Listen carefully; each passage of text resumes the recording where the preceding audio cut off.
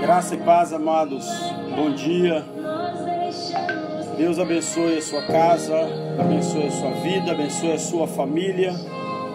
Nós estamos aqui mais uma vez para meditarmos juntos na palavra do Senhor. Desde já agradecemos a todos aqueles que dia a dia têm acompanhado conosco. Para mim é um prazer poder levar a palavra do Senhor a todos os lares daqueles amigos que nos prestigiam, ouvindo a palavra do Senhor e aprendendo conosco aquilo que Deus tem para nós dia a dia.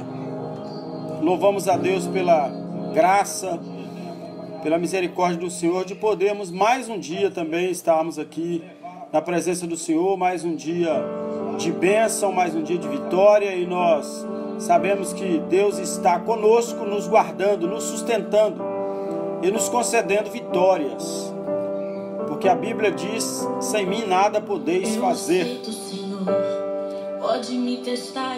E ainda a palavra do Senhor nos diz que nós deitamos e levantamos porque o Senhor nos sustenta. Nesta manhã nós vamos falar sobre Colossenses capítulo 2, versículo 14 e 15. Enquanto você abre a sua Bíblia, nós vamos ouvindo o louvor e vamos falar nesta manhã sobre Jesus, Rei de Reis. Sou apenas barro, pode me mudar, vou te obedecer, custe o que custar. Retira tudo que sobrar de mim, quebra o meu eu, quebra-me.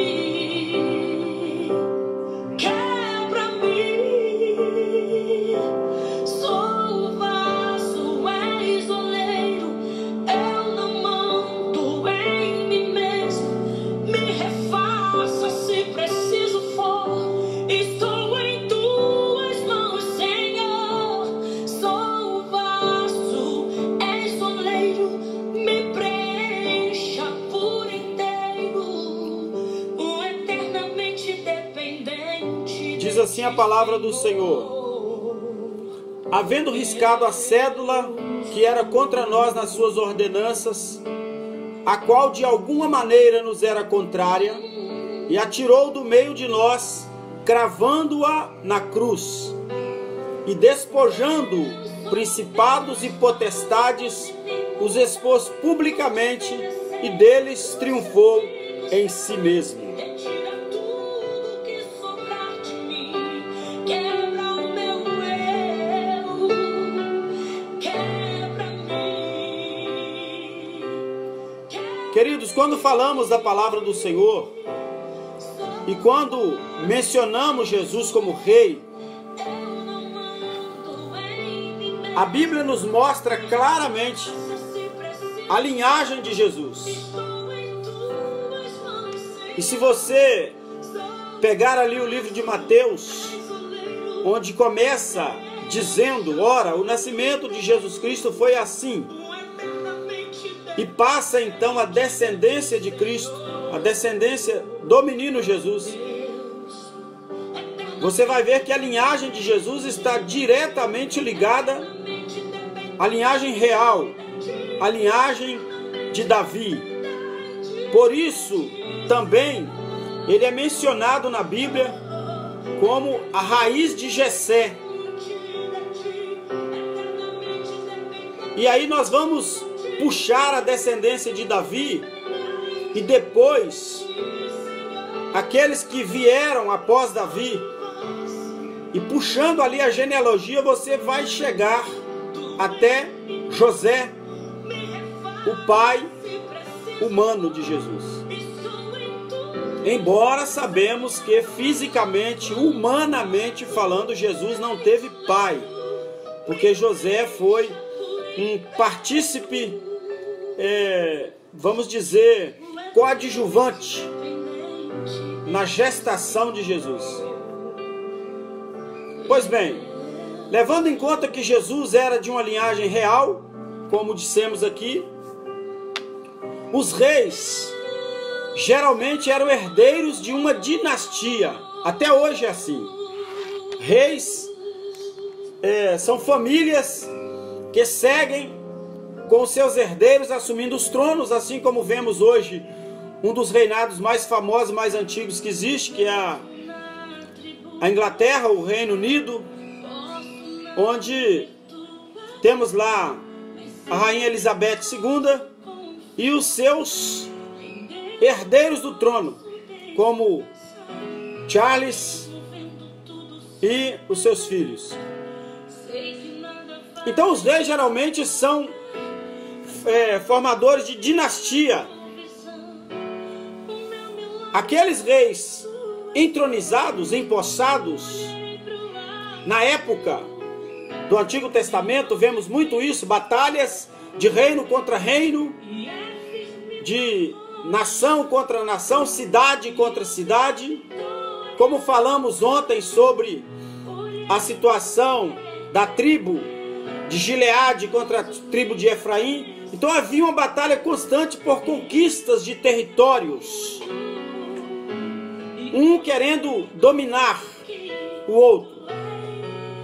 Havia uma luta então muito constante entre reis para um tomar o poder ou o território do outro e tomar também os despojos, aquilo que teria valor. O rei que venceu, o derrotado, então levava os despojos para o seu reino. Jesus havia falado que o mundo jaz no maligno. Ou seja, o maligno dominava o mundo como se fosse rei deste mundo, chamado então biblicamente como príncipe das trevas deste mundo, e afirmando que ele já está julgado. Ou seja, não há mais salvação para ele, está julgado, condenado, perdido. Os homens poderosos da época que dominavam o mundo, chamado aqui de Império Romano, preocupava-se demasiadamente com Jesus, pensando que ele fosse dominar o império. O Império Romano era detentor de grande parte do território do mundo naquela época. Cerca de 30% era do Império Romano. O império que Roma havia constituído, derrotando reis, adversários, dominando territórios, fazendo que eles ficassem subjugados e se tornassem então escravos, entre aspas, do rei de Roma, do Império Romano, e assim tendo que todos os reis pagar tributos a Roma, tornando-se subservientes. Só podiam fazer aquilo que o imperador, que o rei de Roma determinasse. Jesus, porém, afirmara aos seus discípulos que o reino dele não era deste mundo.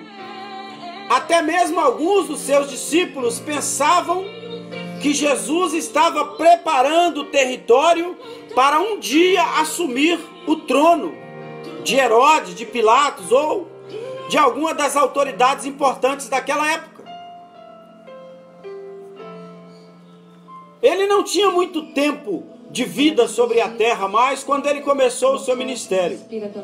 Jesus sabia o tempo determinado que ele tinha para ficar aqui e nesse tempo mostrar a todos o cumprimento da palavra de Deus, trazendo a semente da mulher para esmagar a cabeça da serpente, que era tido como rei deste mundo, ou príncipe das trevas deste mundo.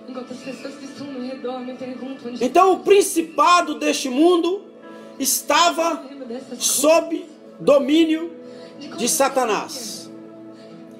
Mas o Filho do Homem, como se codinominava Jesus, veio buscar e salvar o que se havia perdido, o que estava entregue nas mãos do adversário, sofrendo todas as agruras e sofrimentos deste mundo impostos pelo seu dominador, escravizando a humanidade.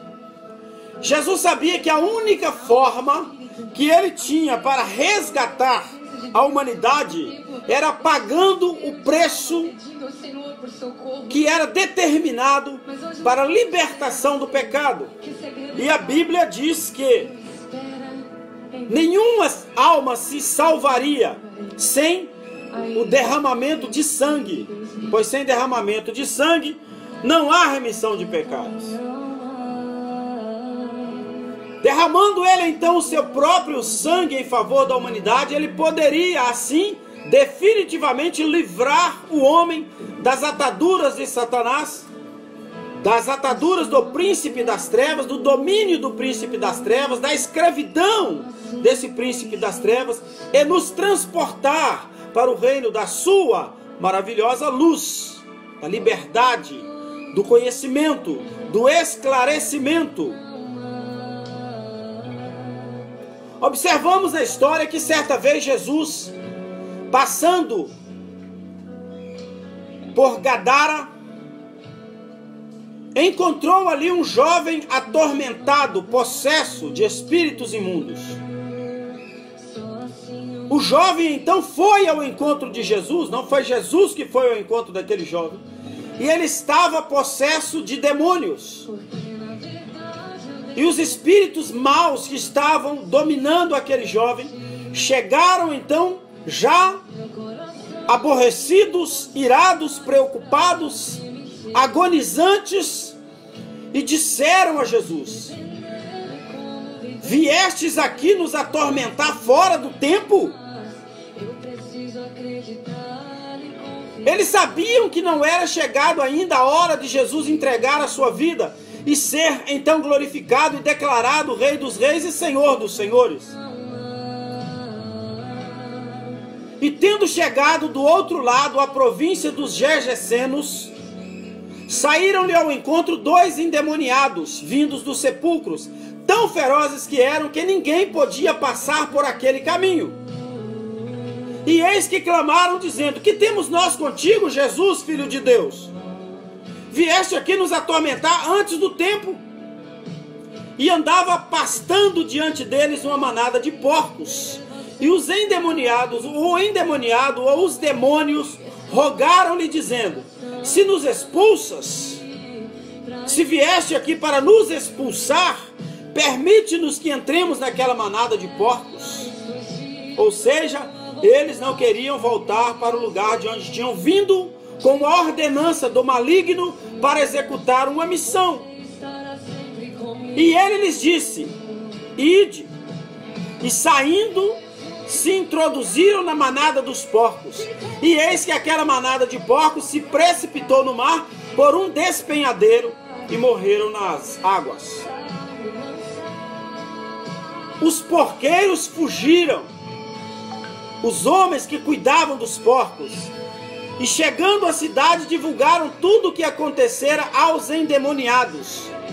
Mateus capítulo 8, versículos 28 a 23. Abrimos um parêntese apenas para explicar que era normal naquela época levar os porcos aos pastos. Tinham as mangas, as varas onde criavam os porcos, chamava mangas. Vara era a criação de porcos. E os porqueiros eram os pastores dos porcos, que levavam os porcos aos pastos, geralmente à beira dos rios, dos lagos. E ali então estava um homem endemoniado. O diabo sabia que em um determinado tempo ele seria destruído, destronado do poder da morte, do poder do pecado, do império das trevas e do domínio sobre os homens. Assim sendo, quando ele pensou estar derrotando Jesus na cruz do Calvário, ele caiu do cavalo, como diz o ditado popular, porque ali Jesus estava consumando a nossa vitória. Quando Jesus deu o brado de vitória dizendo Tetelestai, que quer dizer está consumado. Neste momento, os homens que crucificaram Jesus ficaram assombrados, pois o céu se fez trevas em pleno dia, era por volta de 3 horas da tarde. O véu do templo se rasgou de alto a baixo, quebrando assim a mística de que apenas os sacerdotes poderiam se apresentar diante de Deus no Santo dos Santos. Jesus agora nos deu uma linha vermelha, uma ligação direta com o trono da graça de Deus, um telefone exclusivo, que cada um de nós agora possamos falar com o Todo-Poderoso. Quebrou-se a regra que só o sumo sacerdote poderia falar. Agora eu e você fomos feitos como os sacerdotes, com livre acesso a Deus. Enquanto o diabo assistia eufórico à crucificação e via Jesus balbuciando as últimas palavras e via ali os últimos suspiros de Jesus, ele apenas comemorava o sofrimento do Cristo crucificado como um homem sofrendo as dores, sendo ali açoitado, crucificado, e ele estava ali comemorando, acreditando que havia vencido Jesus. Mas não sabia ele que ali era apenas o fim da escravidão de toda a humanidade. E quando Jesus clamava ao Pai, Deus meu, por que me desamparaste? Ali o nosso adversário, o diabo, assistindo tudo aquilo, pensava que naquele momento ele poderia negar, renunciar à cruz, descer dali e deixar de salvar a humanidade. Esse era o propósito do diabo. Mas a Bíblia nos diz que Jesus então olha para toda aquela multidão, ele já sofrendo, descaracterizado, ensanguentado, diz: Pai, perdoa, porque eles não sabem o que fazem. E decreta ali então a nossa salvação, a nossa vitória, a derrota do nosso adversário. A Bíblia diz então que ele disse a Deus: Pai, está tudo consumado. A obra que o Senhor me ordenou a fazer, a promessa que o Senhor havia feito a Adão lá no jardim do Éden, o castigo que o Senhor havia decretado à serpente, a derrota definitiva da lei do pecado e da morte, a derrota do diabo, nosso adversário, está consumado. Está consumada a vitória de todos aqueles que creem na sua palavra e creem que eu vim por causa dos pecadores. Está decretada agora a vitória, está consumado, confirmado a sua palavra, está tudo consumado. Aí, amados, a palavra do Senhor nos diz em 1 Pedro capítulo 3, versículo 19, que ele desceu às profundezas da terra e ele apregoou aos espíritos em prisão. A Bíblia diz, neste termo, e nós vamos procurar entender o tema de 1 Pedro 3, 19, no qual ele afirma, o apóstolo Pedro afirmando que Jesus pregou aos espíritos em prisão. Pregar aqui significa proclamar e não evangelizar. Ele não foi lá dar uma oportunidade para aqueles que haviam morrido, não. Vamos entender o contexto. Qual o sentido de 1 Pedro 3,19? Que se refere que Cristo foi e apregoou aos espíritos em prisão no Hades. Apregoar é diferente de pregar, de evangelizar. Apregoar é informar ou ler o edito ou o decreto do rei, o decreto real. Pregou Cristo a eles, dando a oportunidade de eles se salvarem? Não, claro que não. Se examinarmos esta sentença cuidadosamente em seu escopo total, descobriremos que a passagem não nos ensina dessa maneira. Pois senão ela contrariaria o que está escrito em Hebreus 9:27, que diz: ao homem está ordenado morrer uma vez, vindo depois disso o juízo.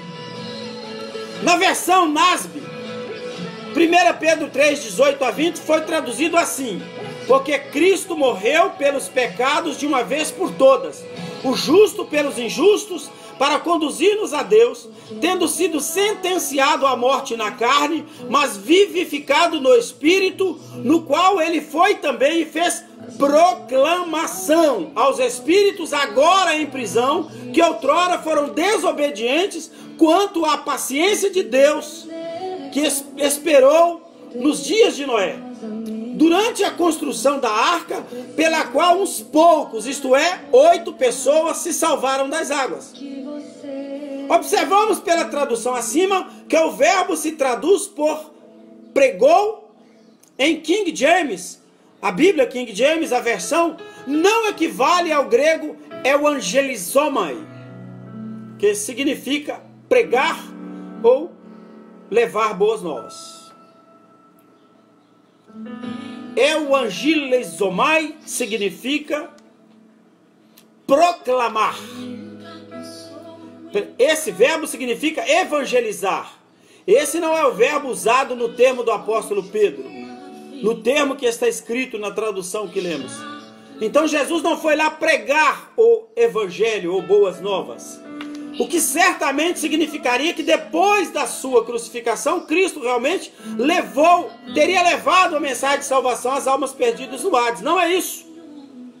O verbo aqui é ekeriaken, derivado de kerisso, proclamar uma mensagem, levar uma mensagem, o edito de um rei, o decreto de um rei, da parte de um rei ou potestade, potentado.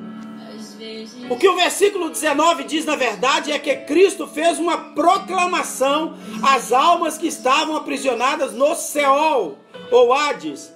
Então, evangelizomai significa pregar boas novas. Este não é o verbo usado na tradução correta da Bíblia Sagrada em 1 Pedro 3,19. O verbo, então, usado é ekeriken, ou derivado da palavra kerisso, que significa proclamar ou levar uma mensagem, divulgar um edital. A referência a essa afirmativa nos mostra que Jesus Cristo, agora ressuscitado, foi apenas mostrar àqueles que já haviam morrido que Deus estava cumprindo nele, Jesus, a promessa que eles teriam ouvido pregar por longos anos e não acreditaram. Desde aqueles homens que foram afogados nas águas do dilúvio, desde os dias de Noé. Entendamos então o termo Hades ou Seol. A palavra Hades ou Seol tem o mesmo significado no grego, no hebraico, significa lugar de habitação das almas dos mortos.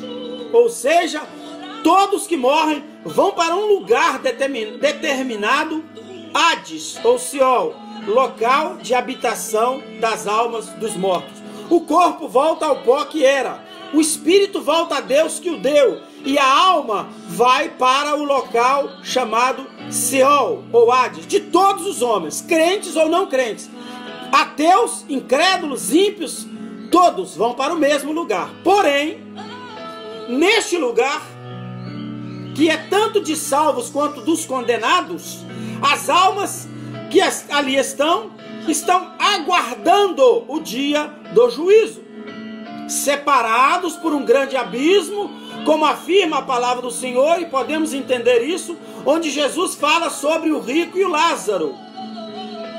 Interessante abrirmos aqui um parêntese e lembrar que quando a Bíblia fala nome de pessoas, ela não está tratando de parábola, embora alguns afirmam ser uma parábola, esta era uma história real, que Jesus estava contando a história de alguém que possivelmente tivesse morrido lá no Antigo Testamento, na época de Jó.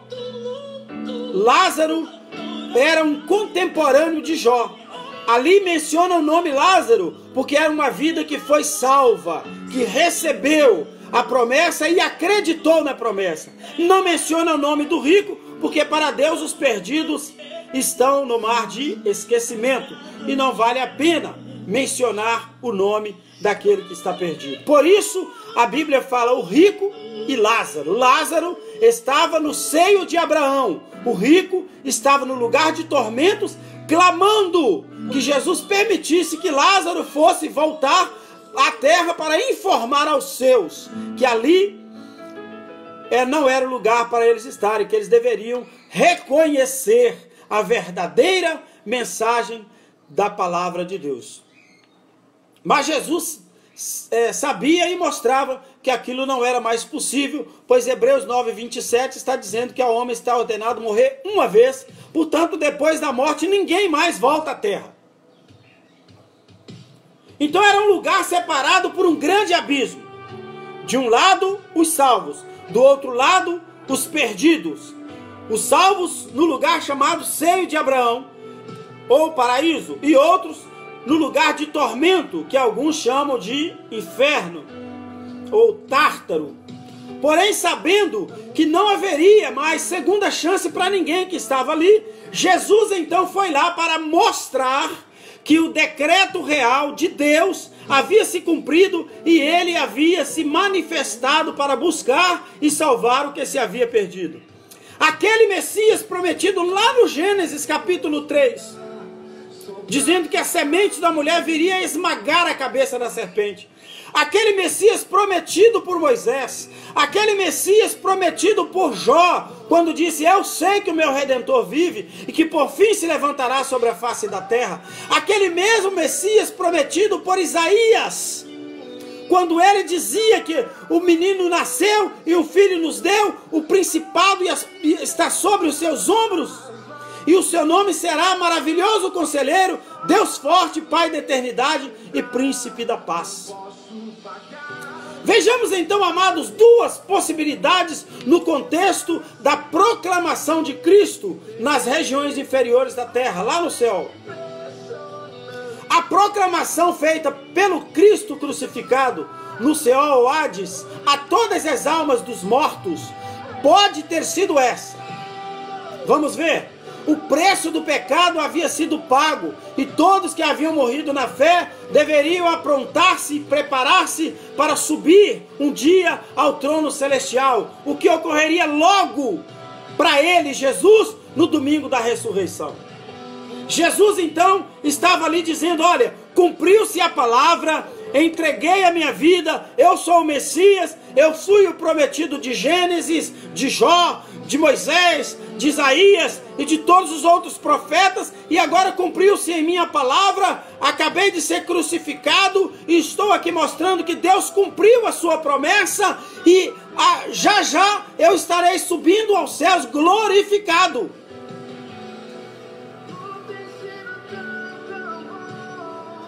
Outro, a proclamação poderia dizer respeito àquela urgente advertência que Noé havia feito à sua própria geração, no sentido de que todos deveriam se refugiar na arca antes que o dilúvio destruísse a raça humana, e aqueles homens que ali estavam, muitos deles não quiseram refugiar-se na arca.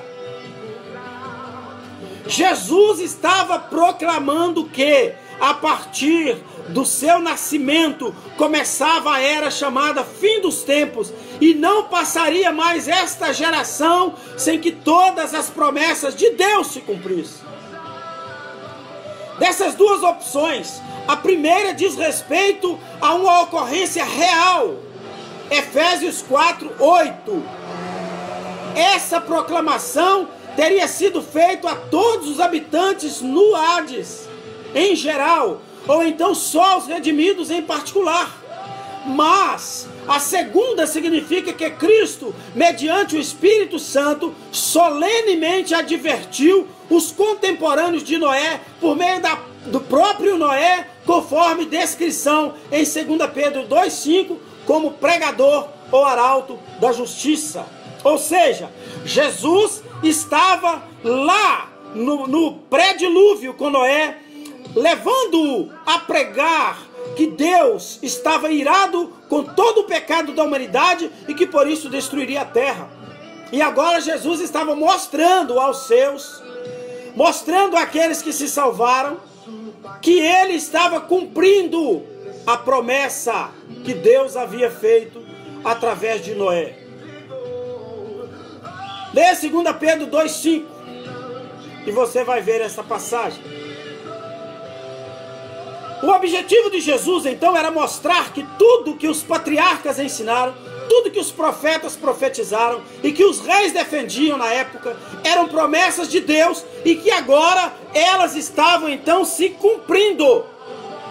Estava cumprido o tempo, cumprindo a palavra, mostrando que Deus é fiel para cumprir todas as suas promessas. Portanto, meu amigo, quero fazer aqui um parêntese para você. O que Deus cumpriu, prometeu, Ele cumpriu. O que Ele prometeu na sua vida, Ele vai cumprir. Porque Ele é fiel e justo para cumprir. E a Bíblia diz que Ele é fiel e Ele vela pela sua palavra para que ela se cumpra. Então, a promessa de Deus na sua vida está se cumprindo e ela vai se cumprir. Portanto, parece-nos muito evidente que a passagem discutida nos assegura que até mesmo naqueles tempos antigos, nos dias de Noé, quando o Senhor estava em um estado pré-encarnação, lá no dilúvio, muito antes do Verbo se encarnar, o Verbo estava interessado na salvação dos pecadores. O Verbo Jesus, o haja, lá do Gênesis, do Bereshit, do livro da origem, do primeiro livro da Bíblia, o livro da criação, aquele verbo haja, haja luz, haja peixe, haja separação. Jesus, pré-encarnado, estava ali, determinando que as coisas acontecessem na face da terra. Assim é que é o ato pelo qual a família de Noé se salvou. Mediante a arca, foi um evento profético. Jesus estava ali através de Noé, levando a palavra, apontando para a provisão graciosa de Deus, por sua expiação, pelo pagamento, preço do pecado, da sua morte substitutiva na cruz, colocando-se no meu lugar e no seu lugar, porque eu e você não poderíamos jamais suportar aquela cruz. Sequer um tapa dos soldados romanos nós poderíamos suportar. Agora imagine a coroa. Agora imagine as chibatadas, chicotes com pontas de ossos ali, encravados, que batiam e puxavam a carne do Messias. Imagine se fosse eu e você. Jesus estava nos substituindo ali, porque ele sabia que nós, na primeira cuspida na cara, já teríamos há muito tempo desistido. A semelhança do instrumento de livramento, a arca que salvou Noé do julgamento divino sobre a humanidade culpada, livrando Noé e sua família ali do dilúvio. Em ambos os casos, apenas os que pela fé se refugiaram na arca foram salvos. Agora os que pela fé se refugiam na salvação em Cristo Jesus, que reconhecem-no como único e suficiente Salvador, podem então se livrar da destruição e do poder do pecado e do príncipe deste mundo, que já está julgado, condenado. Esse relacionamento então entre tipo e antítipo é equacionado com clareza em 1 Pedro capítulo 3, 21, o qual, figurando o batismo, agora nos salva, não sendo a remoção da imundícia da carne, mas a indagação, o eperotema, de uma boa consciência, a indagação de uma boa consciência para com Deus, por meio da ressurreição em Cristo. Nada poderá nos salvar, senão o precioso, maravilhoso e gracioso sangue de Jesus Cristo, que nos purifica de todo o pecado. Em outras palavras, o arrependimento do pecado e a confiança apenas em Cristo para a salvação, com base em sua expiação e ressurreição, são elementos fundamentais que suprem todo o pagamento, que equivale a todo o preço exigido pelo pecado e o livramento do pecador da culpa do pecado, e tornam possível que esse obtenha então a boa consciência, com base na convicção de que todos os seus pecados poderiam levá-lo à condenação, mas que agora foram completamente resgatados, salvos, perdoados, eliminados pelo sangue de Jesus Cristo vertido na cruz do Calvário. De certo que, se com o teu coração creres que Deus o ressuscitou dos mortos, você será salvo.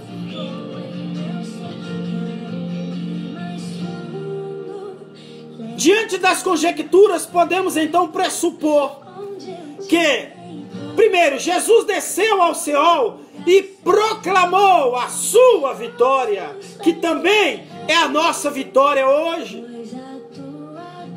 Ele proclamava que havia derrotado o mal, derrotado o pecado, derrotado o diabo, tomado todas as posses que ele tinha, despojou principados e potestades, como está escrito na palavra. Podemos então concluir também que a proclamação a que se refere no versículo 19 ocorreu não quando Cristo desceu lá no Hades ou Seol após a sua morte no Calvário, mas em espírito, o qual falou pela boca de Noé durante aqueles anos que a arca era construída. Portanto, uma coisa é certa, o versículo 19, em nenhuma de suas palavras oferece uma segunda chance àqueles que já estão mortos, para que aqueles que rejeitaram pudessem se redimir. Não oferece nenhuma segunda oportunidade, porque depois da morte, meu querido, não haverá oportunidade de se salvar. O tempo é hoje, o tempo é agora. Voltando então ao nosso tema, ao nosso assunto, Jesus agora destronou o diabo na cruz. Ele o subjugou, ele o humilhou. Quando o diabo pensava que estava derrotando o homem, Jesus estava destronando principados e potestades. E diz-nos a palavra do Senhor no texto que lemos lá de Colossenses 3,15, que ele despojou os poderes das trevas, despojou os poderes do diabo, que era o príncipe deste mundo, que dominava neste mundo, que reinava neste mundo, despiu da sua força, tirou todas as suas posses, que estavam licenciadas pelo poder do pecado. Ele tinha direito de agir no mundo pelo poder do pecado que o homem havia introduzido no mundo, e Jesus agora toma dele o poder do pecado e da morte, toma dele o domínio sobre a humanidade, assume definitivamente o poder sobre toda a humanidade. E embora muitos não aceitavam a sua autoridade, ele tinha agora o controle total, sem interferência direta do adversário, que foi destronado. E por isso até mesmo os soldados romanos que estavam ali crucificando olharam para ele e disseram: verdadeiramente ele era o Filho de Deus. Aleluia! Jesus é Rei dos Reis, Senhor dos Senhores. Ele venceu o diabo, venceu o pecado, venceu a morte, venceu o inferno e triunfou gloriosamente sobre todos eles para nos garantir a nossa vitória e a nossa salvação. Ele despojou principados e potestades, ou seja, ele tomou tudo aquilo que estava sob o poder do diabo, tomando deles tudo o que eles tinham, tudo que era posse dele, tudo que por direito ele usava para dominar o homem, despindo-o, desonrando-o, mostrando a sua supremacia, o seu poder, o seu domínio sobre todos os seus oponentes. Um homem sem pecado, levado até a morte e morte de cruz, mas com um propósito único e objetivo: resgatar, buscar e salvar aquele que se havia perdido, vencendo o poder do pecado, vencendo o poder da morte, vencendo o diabo, destronando do seu poder. Principados e potestades foram destruídos naquele dia. Principados são súditos, príncipes, que fazem parte do reinado ou que aguardam possuir o trono no lugar do rei. Potestades são os reis que já estão entronizados, que estão ali para que seus sucessores tomem os seus lugares. Jesus destronou todos os reinos da terra. Ele triunfou gloriosamente sobre eles, mostrando que não havia nenhum poder superior a ele, Jesus. Por isso, ele mostrou que ele é Rei dos Reis e Senhor dos Senhores. Esse Rei, Jesus, Senhor dos Senhores, quer reinar sobre a sua vida neste dia e abençoar você, livrando-o de todo o poder das trevas, de todo o poder do mal que tenta dominar a sua vida. Ele pode e ele vai fazer de você uma nova criatura, trazendo a você um reino de paz, um reino de glória, um reino de vitória, um reino de alegria. Ele sabe o que é melhor para você. Ele sabe o que é que pode fazer. E ele vai fazer através da sua vida e trazer a você a vitória e poder conceder a você, enfim, a salvação eterna. Parecia ser